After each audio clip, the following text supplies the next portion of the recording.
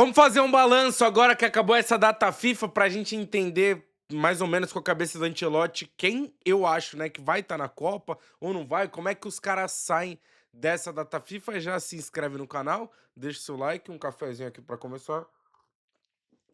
Vambora. Vamos lá, eu vou nome por nome até a gente chegar lá no final e aí fazer um balanço mais geral dessa data FIFA, que eu acho que eu já falei essa porra, o principal teste dessa seleção, pra mim, nessa data FIFA, foi no treino.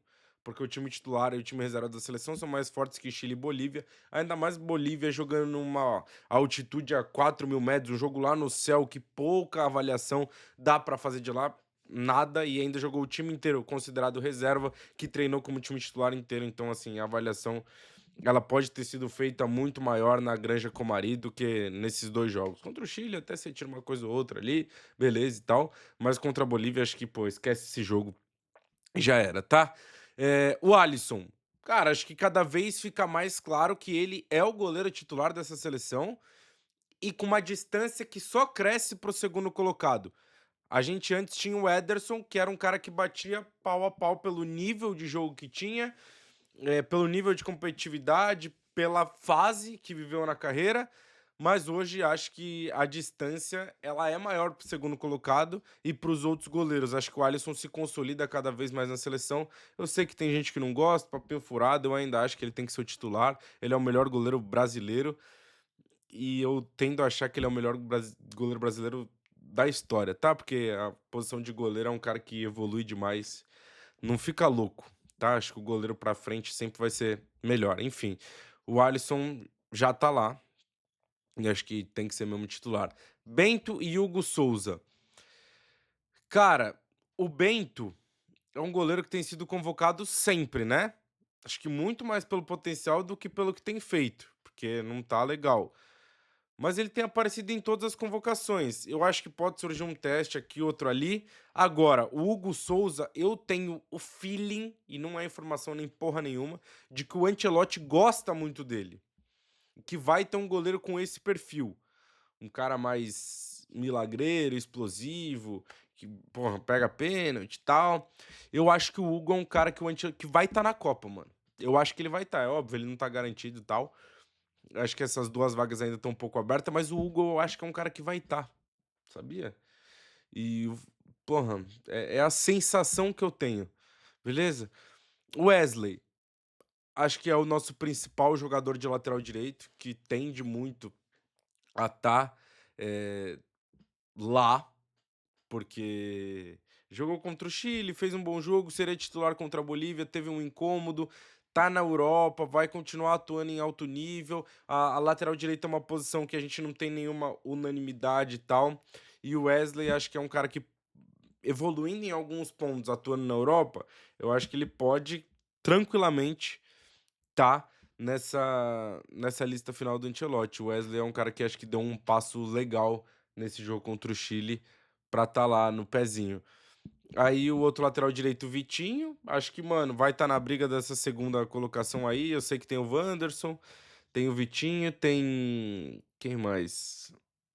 Quem era o outro que tinha sido convocado? Puta, até me, me esqueci aqui. Mas é um cara que, porra, tá na briga, velho. Tá na briga. A verdade é que essa lateral direita, ela tá aberta, assim, quem tiver melhor no futebol brasileiro e tudo mais, porra, tem chance de estar lá. Não tem como a gente falar que não.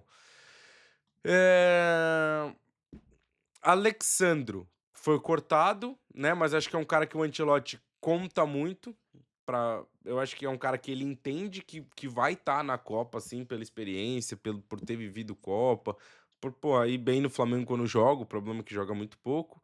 Caio Henrique, acho que é um cara que foi legal dele avaliar e pode estar na briga pela lateral ser um negócio aberto, assim, mas acho que sai igual entrou.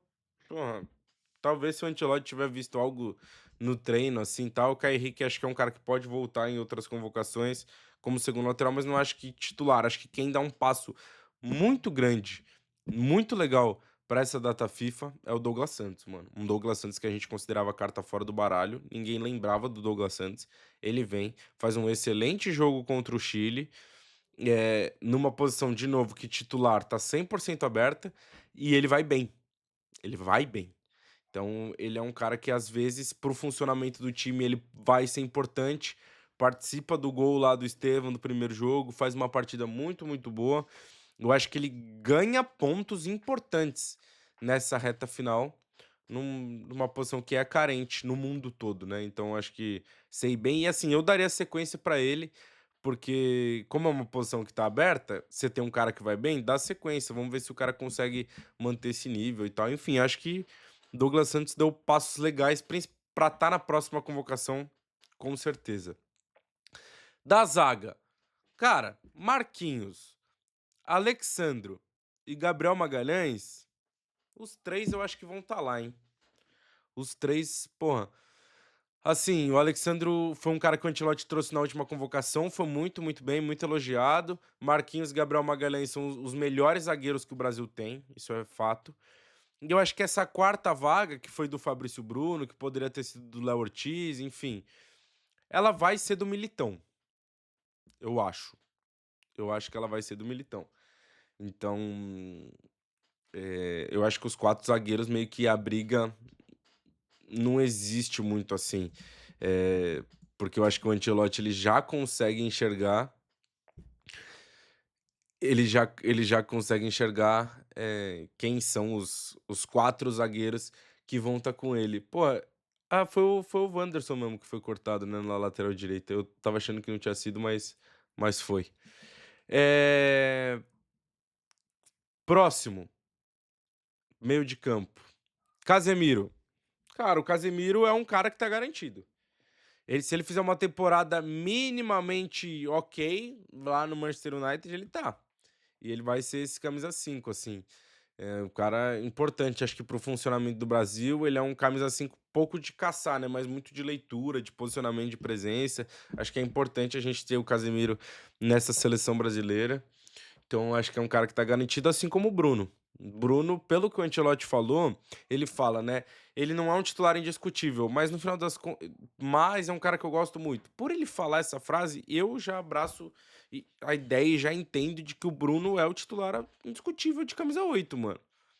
Eu não consigo ver nenhum outro cara ultrapassando ele assim na corrida até a Copa do Mundo.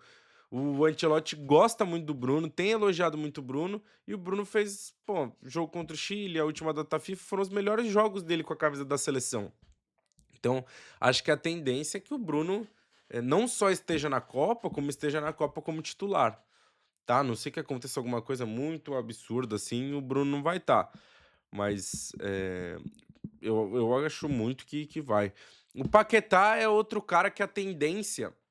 Pô, tem que lembrar que ele passou 2 anos nessa puta merda aí, por causa das casas de aposta, o caralho.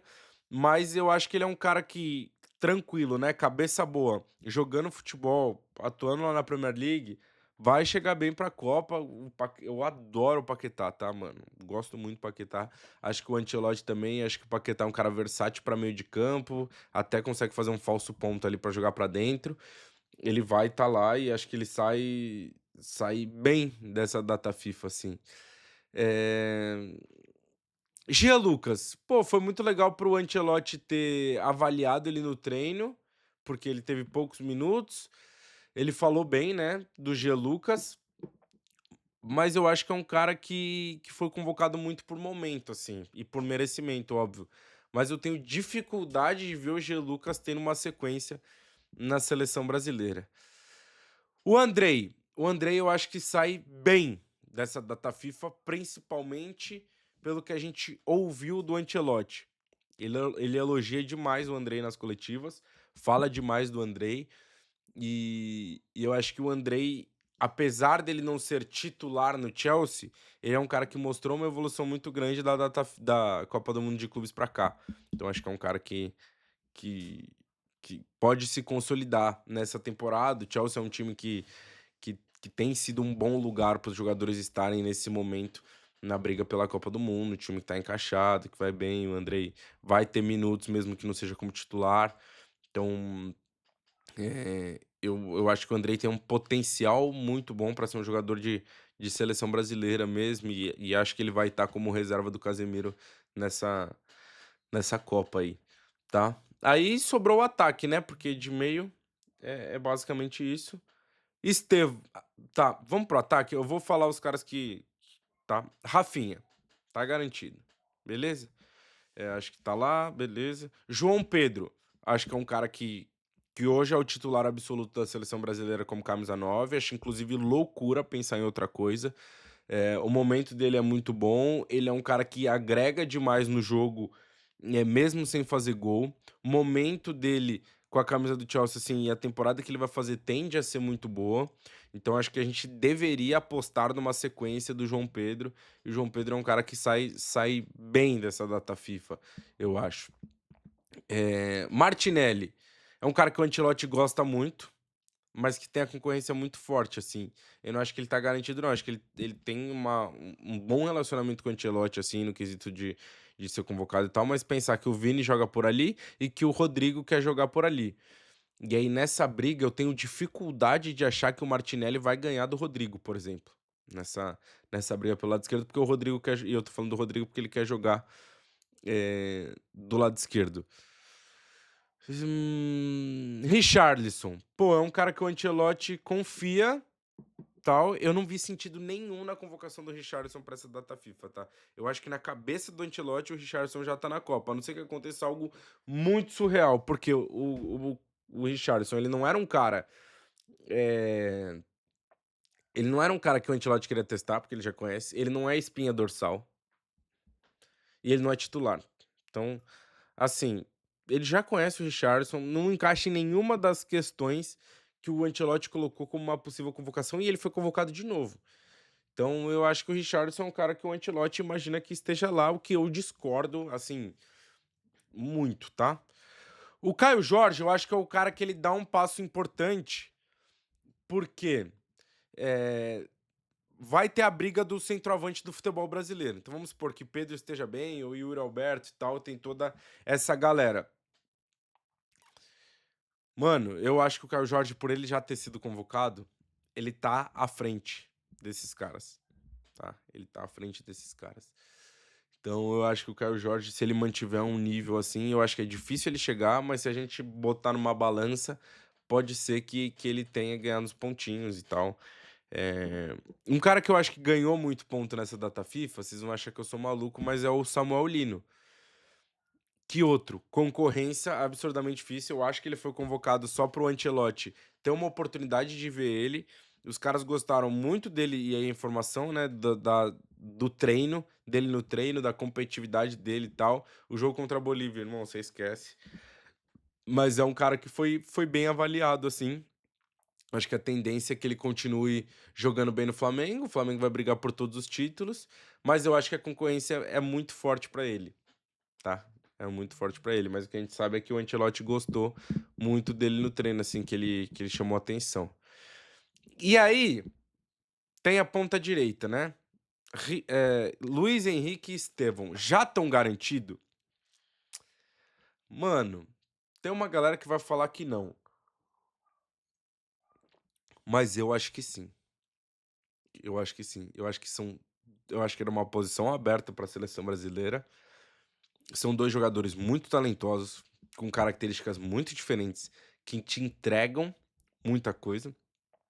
E são caras que jogaram bem, mano. Não tem jeito. E assim, você começa a pensar na ponta direita, pô, quem tem?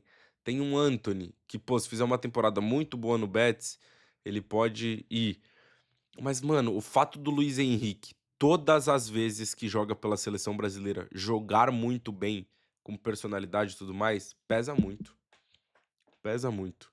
E o Estevão é um cara que o Ancelotti gosta demais e, pô, é um talento absurdo, assim. Eu acho, inclusive, que o Estevão tem que ser titular, porque o Brasil precisa construir mais, e acho que o Estevão é um cara mais criativo pra isso, de controle, de espaço curto ali. E o Luiz Henrique é uma excelente peça pro segundo tempo e em determinados jogos até pra ser titular, tá? Eu acho que é uma dupla ótima pra gente pensar pro lado direito.